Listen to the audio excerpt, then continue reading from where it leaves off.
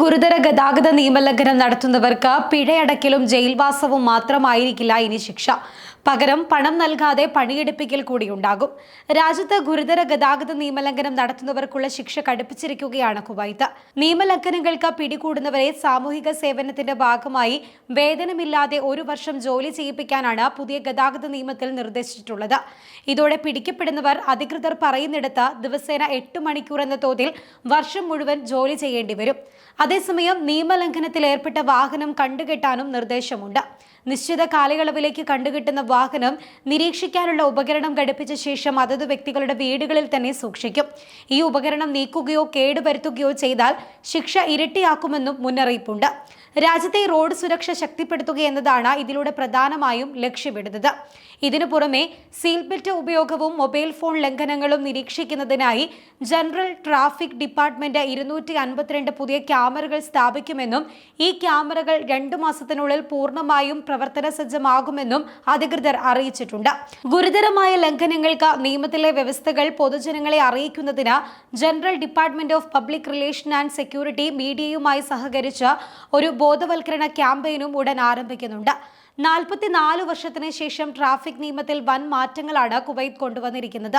വാഹനം ഓടിക്കുമ്പോൾ mobile phone ഉപയോഗിച്ചാൽ 70 ദിനാർ പിഴ ഈടാക്കുമെന്നതാണ് ഇതിലെ ഏറ്റവും ശ്രദ്ധേയമായ ഭേദഗതി. കൂടാതെ അശ്രദ്ധമായി വാഹനം ഓടിച്ചാൽ 150 ദിനാർ പിഴയും ചുമത്തും. പുതിയ നിയമനിർമ്മാണത്തിൽ എല്ലാ പിഴകളും വലിയ തോതിൽ വർദ്ധിപ്പിച്ചിട്ടുണ്ട്. ഗതാഗത ലംഘനത്തിനുള്ള ഏറ്റവും കുറഞ്ഞ പിഴ 15 ദിനാർ ആയിരിക്കും. അനധികൃത പാർക്കിങ്ങിനാണ് ഈ പിഴ ഈടാക്കുന്നത്.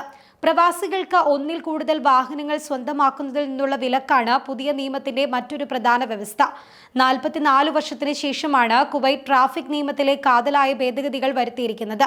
നിലവിലെ നിയമം 1979 നിർമ്മിച്ചതാണ്.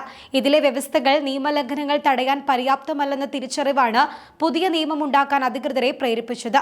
കുവൈത്ത് പ്രതിദിനം ശരാശരി 300 അപകടങ്ങൾക്ക് സാക്ഷ്യം വഹിക്കുന്നുണ്ടെന്നും 90% അശ്രദ്ധമായ ഡ്രൈവിംഗിനിടെയുള്ള മൊബൈൽ ഫോണിന്റെ ഉപയോഗവുമാണ് ഇതിന് കാരണമെന്നും അധികൃതർ ചൂണ്ടിക്കാട്ടിയിട്ടുണ്ട്.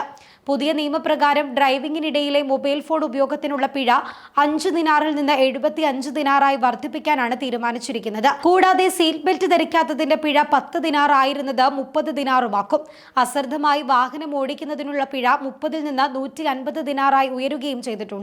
മയക്കുമരുന്നും മദ്യവും കഴിച്ച് വാഹനം ഓടിക്കുന്നവർക്ക് കടുത്ത ശിക്ഷയാണ് പുതിയ നിയമം അനുശാസിക്കുന്നത്.